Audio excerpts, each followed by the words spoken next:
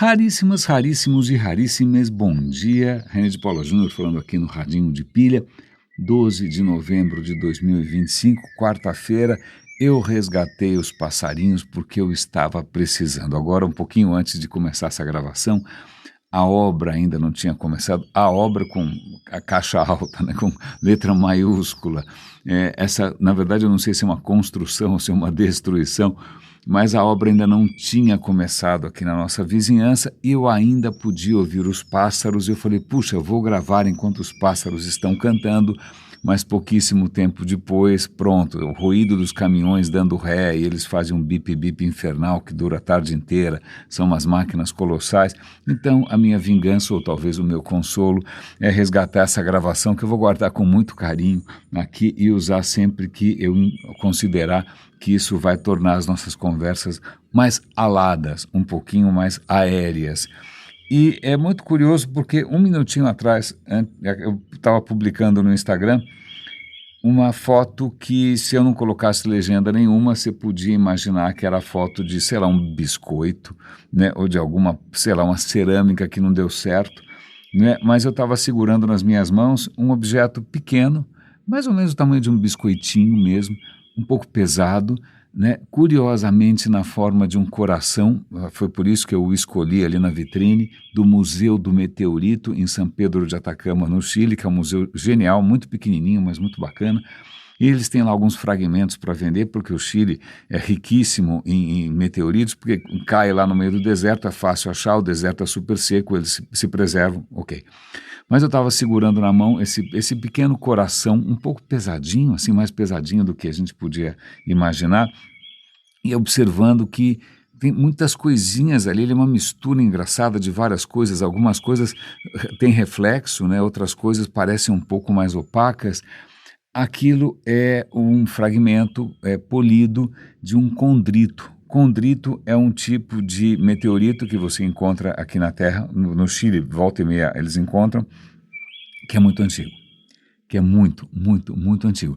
Quando eu digo muito antigo, esse talvez seja mais velho que o nosso planeta, mais velho, ou talvez da mesma idade que o Sol, ou talvez mais velho que o nosso Sol, né? E o que é muito interessante, que isso que eu fiquei um tempão ali namorando, não só porque aparentemente uns risquinhos ali parecem fazer a letra R, que não é nenhum sinal, obviamente, das estrelas nem do destino, é só uma coincidência.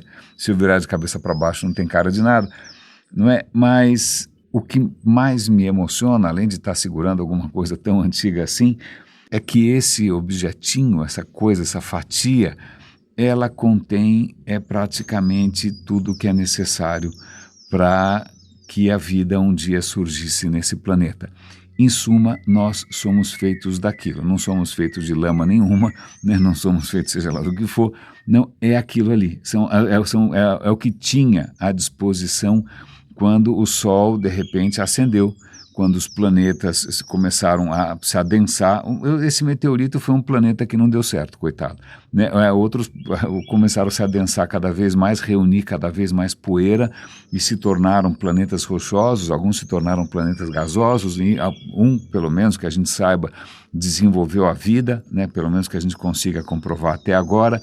Então, vê ali naquele pequeno objeto na palma da minha mão. Eu tirei uma foto, coloquei no Instagram, eu vou dar aqui o link na descrição desse, bom, como sempre eu dou todos os links na descrição, talvez até use essa imagem como para representar o episódio de hoje. Então, ver ali aquilo do que nós somos feitos, não é? É bastante, eu não sei, para mim é enternecedor. Né, sobretudo porque os nossos átomos são tão antigos ou mais antigos do que aquilo. Né? Eu já brinquei aqui recentemente que se alguma coisa é imortal, não é exatamente nada imaginário, mas se alguma coisa realmente dura muito, são justamente esses elementos químicos. A água do seu corpo é feita de um hidrogênio que tem 13 bilhões de anos e ele continua por aí. Né, dando voltas, acontecendo coisas, né, você está levando eles para passear, é uma coisa, pelo menos isso me enternece, talvez porque eu tenha assistido agora de manhã um vídeo que um pouco improvável, eu não imaginei que isso fosse aparecer ali, porque eu já estou comentando com vocês faz algum tempo, que alguns meses atrás eu comecei, ou quase um ano, já não sei muito bem, eu descobri que do lado de casa tinha uma escola de italiano. Eu adoro idiomas, adoro línguas, aliás, línguas vão ser um dos eixos desse episódio, e eu comecei a estudar, a aprender, né, um pouco desconfiado de que talvez a minha idade talvez complicasse um pouco essa aventura, talvez sim, né, a gente não tem mais a memória e a concentração de 20 anos, de 30 anos atrás, mas por conta disso, né, para dar uma turbinada, para acelerar, para enriquecer um pouco esse processo, eu tenho tentado consumir conteúdos em italiano à torta e à direito. Não necessariamente séries ou filmes, se bem que isso tem lá o seu valor, claro, porque muitas vezes é uma língua mais cotidiana, mais coloquial, mas também ouvindo assuntos que me interessam mais do que muitas séries e filmes por aí, né? Ouvindo podcasts, assistindo. E aí eu descobri um canal de vídeo muito interessante que se chama Gel Pop, né? Acho que é o segundo vídeo que eu assisto, e esse vídeo está absolutamente encantador, muito bem feito, porque ele passa de uma maneira que eu acho que é muito interessante, que eu vou tentar reproduzir aqui com vocês, é uma visão do quanto a vida é um milagre, né, quanto a vida é mágica, e o que ele coloca ali é uma questão muito interessante de que, veja, o universo a gente já sabe com bastante confiança, né, que ele tem mais ou menos 13,8 bilhões de anos, ou seja, ele não é eterno, e ele também não vai durar para sempre. Né? Então, o que acontece é que, ok, nasceu há 13,8 bilhões de anos, mas por que a vida na Terra, que é a única vida que a gente conhece por enquanto, ela demorou tanto tempo para surgir? Porque, veja, o nosso sistema solar surge quase 10 bilhões de anos depois do Big Bang. É muito tempo. É praticamente no segundo terço da idade do universo o nosso sistema solar surgiu. Aí passa mais, sei lá, algumas centenas de milhões de anos, ou 1 bilhão de anos, e começam a surgir as primeiras formas de vida nesse planeta, e vai demorar mais bilhões de anos até que eu e você, né, respiremos o óleo diesel dessa construção aqui em volta, que a gente tenha microplásticos no sêmen, no sangue, no cérebro, né? Então é tudo muito recente. Então por que demorou tanto? O que aconteceu nesses 10 bilhões de anos? Então é muito interessante, porque é um conceito que é quase feminino, porque ele tem a ver com uma questão de fertilidade, né? Na verdade, pelo menos a vida que a gente conhece, que até agora é uma amostra de 1, né? Uma amostra de tamanho 1, né? Ela surgiu quando o universo estava pronto, né, para realmente produzir alguma coisa parecida, para ter essa gestação. A vida foi gestada num certo momento. Assim como num corpo humano, né, você passa um tempão sendo infértil, né, e durante algum tempo você é fértil, depois você deixa de ser, ou pelo menos cai bastante. Não é? Então, o que é muito interessante, eles contam de uma maneira super poética, super acessível, por que de repente o universo demorou tanto tempo para literalmente ficar grávido? Né? Vamos voltar para os primórdios, para o começo. Assim que o Big Bang acontece, e a gente sabe como, faltam muitos detalhes ainda, né? Mas a gente já sabe bastante coisa. Mas assim que ele acontece, né? Assim que aquela explosão, não é nem uma explosão, mas assim que esse evento acontece, o que você tem no universo, o universo naquele momento é basicamente hidrogênio, hélio e lítio, que são os elementos mais simples possíveis e imagináveis. O Big Bang nasce, as partículas estão por aí dando bobeira, né, os quarks, gluons, e eles resolvem, depois de algum tempo, se organizar um pouco melhor, e eles vão formar prótons e elétrons, e os prótons e elétrons vão formar a primeira coisa que eles conseguem, que é hidrogênio, que é basicamente um próton com um elétron, a coisa mais singela possível. Né? Aí você tem o hélio, o hélio são 2 prótons, 2 elétrons, não é? Tem um nêutron no meio, não lembro, mas de qualquer maneira. E aí você passa a ter, tem um tiquinho de lítio, tá? O lítio que está na bateria do meu carro, pelo visto é velho pra caramba. Mas, pois bem, era o que tinha. Era o que tinha e era escuro pra caramba. Era o universo mais sem graça possível, imaginável, porque era escuro. Escuro, ninguém tinha acendido a luz ainda. Né? Se tinha alguma radiação voando, era calor, basicamente, mas não era o que a gente chamaria de luz visível. né?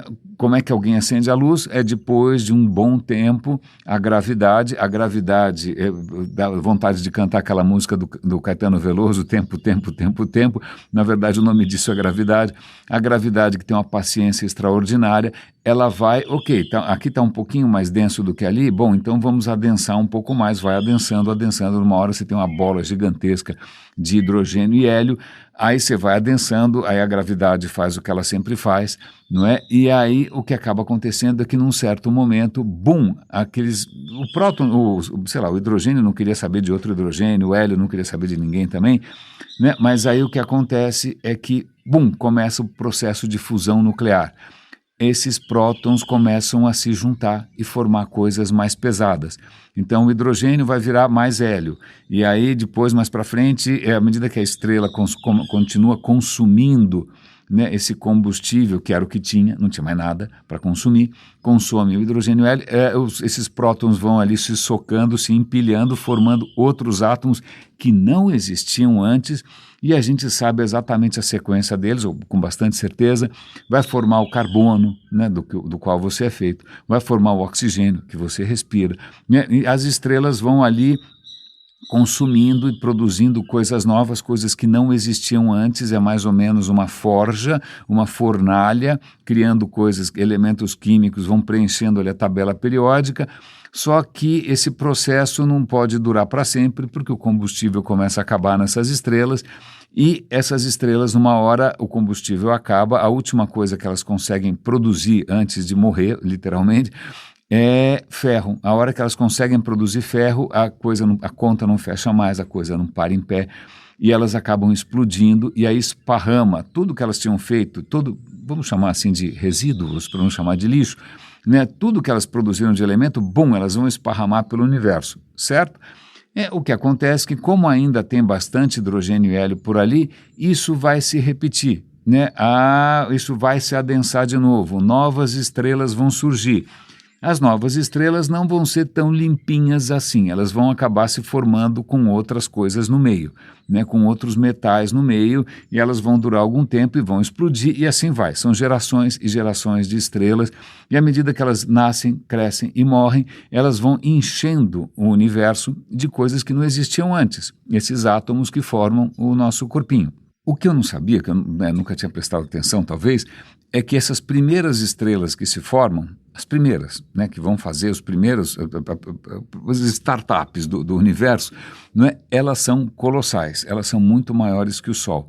E tem uma questão curiosa, quanto maior uma estrela, na verdade, menos tempo ela dura, né? Então, o nosso Sol vai durar uns 10 bilhões de anos. Por quê? Porque é de tamanho médio, né? Agora, uma estrela colossal, às vezes, dura muito pouco. O processo é acelerado, ela vai durar milhões de anos. Então, essas estrelas viviam pouco.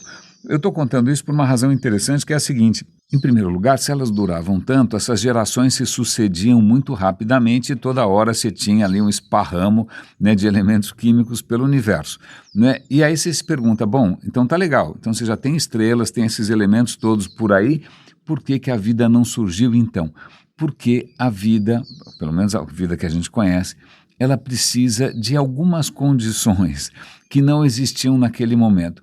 Qual é a primeira condição? Primeiro, a existência, né, de um buffet de elementos químicos. Ok, isso começa a se formar lentamente, gradualmente, cada vez mais, tem mais elementos químicos por aí, né, quantidade e diversidade, para eventualmente servir de receita para a vida começar. Mas tem uma outra questão que são condições estáveis, né? A vida não surge num estalo, ela evolui muito lentamente.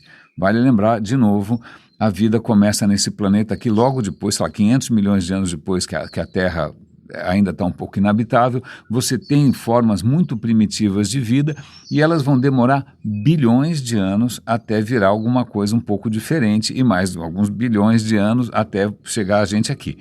Então, é um processo muito lento. É um processo muito lento que requer condições, digamos assim, um lar estável. Precisa de um lar minimamente estável. Ou seja, você precisa de, primeiro, um planeta relativamente estável, mas, sobretudo, uma fonte de energia que seja ali tranquilinha. né? E eu acho que o nosso Sol, que é um Sol que nasceu aí no meio dessa história toda, né, nos 2/3 finais dessa história do universo, ele tem um pouco dessas qualidades. Ele não é muito grande, ele não é muito intenso, ele não é muito fraco, né? E ele, em princípio, está mantendo a sua, sei lá, forma de ser, né, durante um tempo bastante prolongado. Então, veja, aquelas primeiras estrelas iniciais, elas eram, não dava tempo de nada, muito violentas e muito rápido, não dava tempo de nada. À medida que o universo vai amadurecendo, né, vai conseguindo fazer estrelas que são um pouquinho mais estáveis, um pouco menores, né, aí você começa a ter as condições para que eventualmente a vida surja aqui, talvez em outros lugares. Então, os astrofísicos, astrônomos, chamam isso de janela de fertilidade. É como se fosse a janela de fertilidade de uma mulher ou de um homem, né? Muito cedo não tem o que fazer, muito tarde não tem o que fazer, mas nesse meio, que é justamente onde a gente se encontra, não é por acaso, não é? Você tem as condições propícias para isso. Porque à medida que também, isso não vai durar para sempre, porque à medida que o Sol, o que vai acontecer com o Sol? À medida que o Sol continuar consumindo, né, o combustível que ele ainda tem, uma hora ele vai começar a ficar meio ali queimando qualquer coisa que ele encontra. Muito provavelmente ele vai se expandir numa gigante vermelha, né, o que vai certamente piorar as condições de vida aqui na Terra. Ele provavelmente vai engolfar Mercúrio, talvez ele engolfe Vênus, né? A temperatura na Terra vai subir imensamente, o oceano vai evaporar e acabou a brincadeira. Lamento informar, quem prometeu para vocês que alguma coisa era eterna, desculpa, vai lá e pede o dinheiro de volta, porque daqui a alguns bilhões de anos não tem o que fazer. Não é? E aí o que vai acabar acontecendo também, à medida que vão se passando 30, 40, 50 bilhões de anos, tudo vai estar muito esparso, esse combustível que estava dando sopa por aí, esse hidrogênio que estava mais ou menos de bobeira, né, pronto para virar eventualmente uma estrela, isso vai começar a ficar cada vez mais difícil, né, e as condições para que surja vão ficar cada vez mais rarefeitas, vamos chamar assim. Então eu gostei dessa história de imaginar que o universo praticamente cozinhou a vida em fogo brando, né, que ele foi preparando uma receita muito lenta, né, uma receita muito lenta que exige inclusive um tipo especial de forno, né, um tipo especial de sol, porque você está fazendo tudo muito lentamente para dar tempo da vida se desenvolver e evoluir da maneira que Darwin explicou com muita elegância, né, a coisa, talvez uma das descobertas mais revolucionárias da história da humanidade, né, como que a vida evolui com calma, a vida evolui com tempo, né, e esse tempo foi propiciado num determinado momento do universo. Isso não vai durar para sempre, né? Então, eu acho isso, não sei, eu gostei dessa história de reconhecer que somos filhos de um processo muito longo que começou lá atrás, né? Não é um universo sempre igual a ele mesmo, não é um universo eterno, não tem nenhuma finalidade nessa história, é simplesmente uma coisa que acontece porque a gravidade tem uma paciência extraordinária, porque as leis da física também funcionam de uma maneira bastante estável, né? Então, somos aí um desdobramento, né? Um florescimento do universo num período propício. Nós estamos no meio desse período propício, né? Eles não comentam isso, mas vale lembrar também que a gente, nos últimos 10, 20 mil anos, a gente tem usufruído de um clima extraordinariamente propício. A Terra já foi muito mais fria, já foi muito mais quente, agora a gente está num período que está legal, está joinha, né? Só que, obviamente, a gente está botando isso a perder, porque os tontos aqui continuam queimando combustível fóssil como se não houvesse amanhã, não é mesmo? Então, a gente está sabotando essa flor delicada, essa coisa tão frágil e também, ao mesmo tempo, tão poderosa, que é a vida na Terra. E por uma extrema coincidência, não é, apareceu para mim no Instagram. Eu gosto muito de arquitetura, então eu não sigo ninguém no Instagram, acho que eu sigo a minha mulher, acho que alguns cursos de italiano, mas ninguém, não é? Mas o Instagram já percebeu que eu gosto de arquitetura e volta e meia aparecem coisas de arquitetura, adoro, acho maravilhoso, né? E apareceu uma entrevista com Niemeyer. Niemeyer, que minha mulher teve a felicidade de conhecer e conviver, né, por razões que não vem ao caso aqui, ela acabou convivendo com Niemeyer por mais de uma década com a família, conheceu a figura, só tem elogios, né? Eu morro de inveja desse privilégio, mas tem uma entrevista com um velhinho ali, e vale lembrar, bota velhinho nisso, porque o cara durou bastante tempo, em que ele está falando uma coisa que, puxa, para quem acabou de voltar do Atacama, como nós, tem um significado especial. Falou, olha, você olha para o céu, que é essa coisa absolutamente extraordinária, não aqui em São Paulo, porque São Paulo não tem céu, né? Em outras cidades acho que também não, mas vamos imaginar que você ainda tenha visto em algum momento na sua vida o que o céu deveria ser. Você olha aquilo, é de uma grandeza extraordinária, você só pode refletir ou pensar ou imaginar que a sua vida é um sopro, né? Que nós estamos aqui por um tempo absolutamente curto, né? Nós somos simplesmente ínfimos diante dessa vastidão toda. Então ele vai falando coisas bastante interessantes, bastante inspiradoras sobre essa escala maior que deveria fazer com que nós fôssemos mais humildes, com que a gente fosse mais solidário, que a gente não ficasse aqui seguindo influencer com boca de botox e botox em outras partes também, ou que a gente ficasse preocupado se o Itaú, o Bradesco e o Santander tiveram um lucro de não sei quantos bilhões. Não. Cara, isso deveria dar uma perspectiva um pouco mais, não sei, um pouco mais inspiradora. E aí, no final, ele conclui de uma maneira que me fez gargalhar em voz alta. Depois de todas essas considerações poéticas e tal, ele fala, na verdade é isso, nasceu, morreu, fodeu-se. Eu ri muito, dei muita risada, é porque realmente o Niemeyer era famoso por ser relativamente desbocado. Mas já que a gente está falando aqui de longevidade, tem um artigo interessante aqui, já que a gente está falando de fecundidade também, de fertilidade, sobre por que mulheres duram mais. É fato, mulheres duram mais que homens, envelhecem melhor do que homens, eu já me resignei a esse fato, né? Mas a questão é por que cargas d'água. O que os cientistas estão descobrindo, dois fatores. Primeiro tem uma questão hormonal, que eu não vou entrar muito no mérito, parece que o estrogênio favorece algumas coisas, mas a questão é genética, porque o que diferencia biologicamente homens de mulheres, e não vamos entrar na questão de gênero aqui, pelo amor de Deus, é que mulheres têm 2 cromossomos X, ela herda um cromossomo X da mãe, um cromossomo X do pai, não é? E os homens só herdam eles herdam do papai, eles herdam um cromossomo ridículo, que é o cromossomo Y, que é uma porcarinha, que não serve para muita coisa.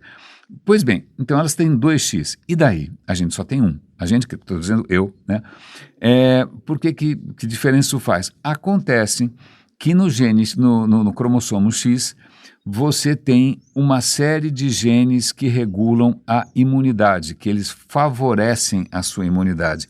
Então, as mulheres nascem com uma cópia extra, né? Se de repente alguma coisa acontece com um cromossomo X que pode prejudicar a imunidade, veja bem, tem um outro ali de sobra de backup.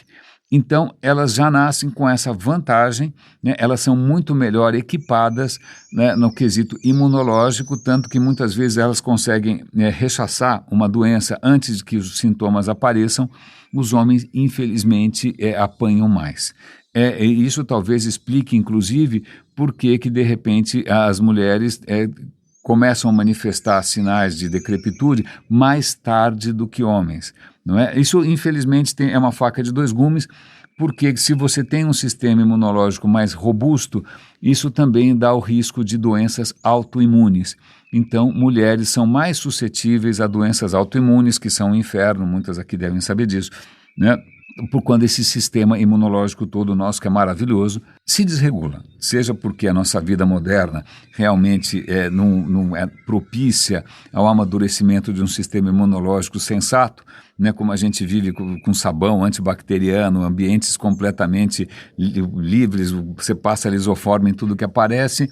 O que acontece é que o nosso sistema imunológico não tem muito treino, né, ele não sabe muito bem o que ele está fazendo, isso pode dar doença autoimune. Mas, de novo, o que eu achei interessante é que encontraram, finalmente, uma razão biológica, uma razão genética para que mulheres durem mais, sejam mais saudáveis, consigam resistir melhor a vários tipos de infecção do que nós, homens. Eu já me conformei com isso, tudo bem. Mas a gente estava falando aqui de línguas e também de gênero.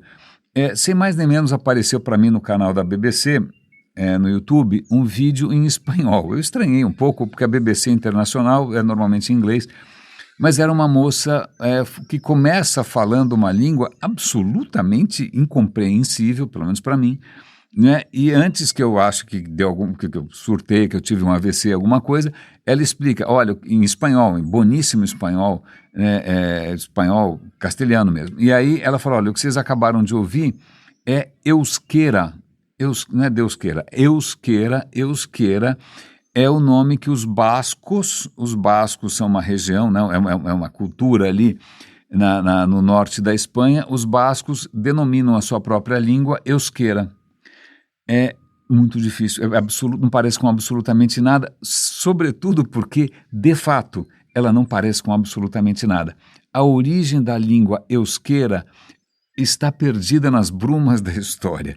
Ninguém sabe direito, porque, veja, as línguas europeias, elas normalmente descendem elas são sei lá, tem a ver com latim, tem a ver com grego, tem a ver com línguas indo-europeias, né? Agora, basco caiu do céu, é um meteorito que caiu ali, não tem nenhuma origem extraterrestre. Eu sei que tem gente que diz que é a língua original da humanidade, que é a língua mais antiga, que é a língua da Torre de Babel, que é a língua de Adão e Eva. Não, a gente só não sabe como que ela chegou lá. E ela começa a explicar que algumas dessas palavras foram parar no espanhol. Mochila, por exemplo, parece que vem do basco, eu não sabia, tinha uma outra palavra que eu já esqueci. Não é? Mas o que é muito interessante é que a hora que ela vai falar das especificidades da língua basca, euskera, é que ela não tem distinção de gêneros. Que tal? Não é muito interessante imaginar uma língua onde não existe distinção de gêneros? Uau, eu fico pensando, uma língua como o alemão, e deve ter outras também, sei lá, em que você tem 3 gêneros. Você tem masculino, feminino e neutro, para encher muito o saco e complicar e você errar na prova e sua vida vai ficar muito mais difícil. Mas não tem distinção de gênero. Aí é muito interessante, e ela fala, olha, mas na verdade a maior curiosidade do euskera é como que ela sobreviveu. Porque hoje você tem 700 mil falantes, né, na Espanha e na França, porque o povo basco também está ali no sul da França, numa região cujo nome eu esqueci, né, eles se espalharam ali. E o que é muito interessante, ou na verdade para mim um pouco deprimente, é que quando a Revolução Francesa veio com os direitos universais e blá blá blá blá blá, ela não estava pensando muito em diversidade, ela estava com esse papo de igualdade, e igualdade significa todo mundo falar a mesma língua por decreto. Então, depois da Revolução Francesa, impõe-se o francês como a única língua oficial da nação, e as outras vão ser suprimidas, vão ser reprimidas. Isso aconteceu em inúmeros outros lugares também, né? Eles vão citar que na Espanha o Franco também combateu duramente, reprimiu duramente os dialetos, os outros idiomas na Espanha, né? Você tinha toda uma rede de informantes dedurando quem falava basco, né? Basco ou catalão, seja o que fosse, né? Então isso tentaram suprimir, felizmente eles conseguiram preservar isso no seio do lar e também em escolas clandestinas e tal, e hoje você tem não só 700 mil falantes de basco, mas eles conseguiram padronizar o basco, porque veja que interessante, mesmo sendo tão pouca gente falando basco, mesmo sendo uma região tão pequena, isso formou dialetos que quase não se entendem entre si, né? Porque é isso que os humanos fazem, eles se diversificam sem parar. Né? E a língua é um reflexo disso. Então, a partir de um certo momento, falou, gente, vamos entrar em acordo aqui, vamos padronizar, quer falar seu dialeto? Fala, mas vamos ter aqui uma euskera que seja uma euskera standard, que aliás é a mesma coisa com o italiano que eu estou aprendendo na escolinha, que você pode aprender em qualquer desses vídeos que eu sigo por aí, não é italiano de lugar nenhum, é um italiano que não existe. É um italiano que é um italiano convencional, é um italiano standard, num certo ponto da história da Itália. Quando a Itália se unifica, cada região, eu já comentei aqui com vocês, eram mais de 200 dialetos, e dialeto é uma palavra um pouco preconceituosa, porque de fato são línguas, não é? Alguém já disse que o dialeto é a língua que não tem exército, né? Se você tem um exército, você fala, desculpa, o que você está falando aí é dialeto, dane-se. Né?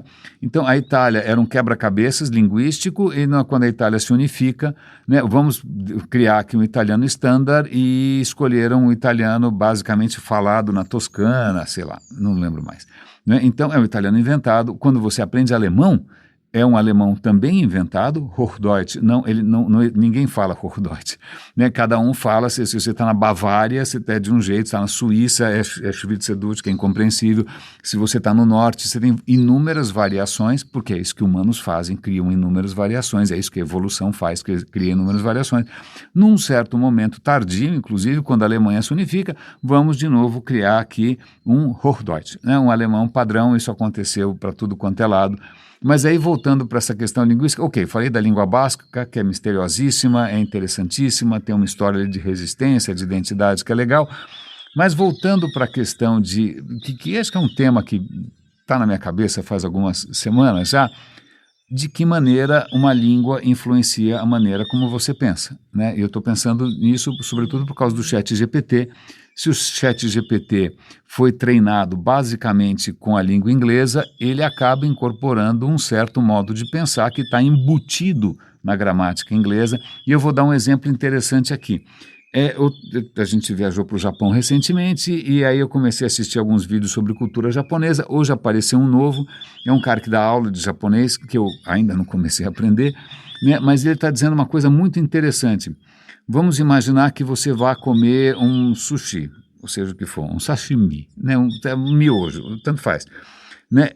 Se você estiver falando uma língua como o inglês, ou mesmo como o português, você vai falar, esse sushi é gostoso, né? Esse sushi é ótimo, esse miojo é muito bom, certo? Parece natural, mas aí você está implicando uma coisa interessante, um sujeito, um atributo, e esse atributo está colado nesse sujeito, né, através de um verbo, certo? É como se fosse uma qualidade inerente daquele objeto. A gente já falou aqui de quantas coisas na nossa percepção são ilusões, categorias, objetos, identidade. A gente tenta congelar as coisas na verdade, por pânico, porque as coisas estão sempre derretendo, as coisas estão sempre se transformando, né? E a gente não consegue dar conta da transformação, então a gente congela tudo isso na nossa cognição, no nosso cérebro, né? A gente congela em categorias, né? E aí, pois bem, uma língua dessas que é sujeito, verbo, objeto, SVO, né, em linguística, que é chamado isso, ela pressupõe identidades, ela pressupõe uma série de coisas. Acontece que, em japonês, a maneira de você falar essa comida está ótima é um pouco diferente. É mais ou menos parecida com eu estou adorando comer isso daqui. Eu acho isso muito gostoso. Então você está chamando a atenção não para um atributo inerente, imanente, né, daquela substância, mas você está chamando a atenção para a sua própria experiência. Então, o que ele está dizendo aqui é que a cultura japonesa é muito mais subjetiva, né? A língua japonesa é muito mais propensa a descrever coisas subjetivas, internas, do que necessariamente objetivas. Uau! É muito interessante isso, e eu fiquei, não sei se o ChatGPT vai me ajudar, depois eu vou puxar prosa com ele, se dá para dividir as línguas do mundo mais ou menos nesse conceito. Eu lembro de ter visto, acho que numa dessas conversas que a gente já comentou aqui, que existem línguas que são muito mais, o chinês, por exemplo, ela é muito mais propensa ou muito mais adequada para descrever processos, ou seja, como as coisas mudam, do que como as coisas são.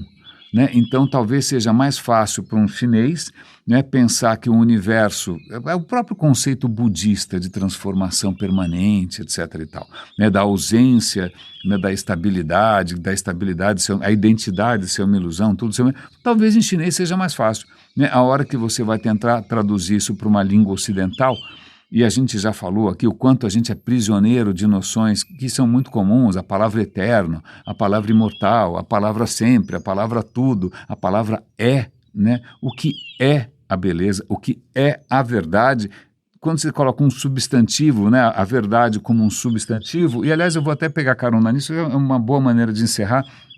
Recentemente eu interagi com um post no LinkedIn de alguém que é muito influente e tal, e o cara estava falando uma série de coisas, né, falando, não, porque o digital vai transformar a humanidade e tal. Aí a minha colocação foi, desculpa, eu queria saber se existe o digital. Não existe o digital, né? Você não pega o digital, põe numa garrafa e leva embora, põe no bolso, guarda no cofre. Tá bem, tem 0 e 1, mas o que quer dizer o digital? O que existem são plataformas, cada plataforma tem suas próprias regras, tem seus próprios donos, quase todos sociopatas, né? Tem suas próprias leis locais, então o digital na China é diferente do o digital na Rússia, que é diferente do o digital no Brasil, que é diferente do o digital nos Estados Unidos. Então, não tem um digital. E ele também não é igual a si mesmo ao longo do tempo, né? O digital que eu conheci quando eu comecei a trabalhar, em 96, é completamente diferente desse mundo agora em que a gente vai ser basicamente afogado num tsunami de lixo gerado por IA. Né? A lógica é completamente diferente, eu estou tentando processar essa informação toda.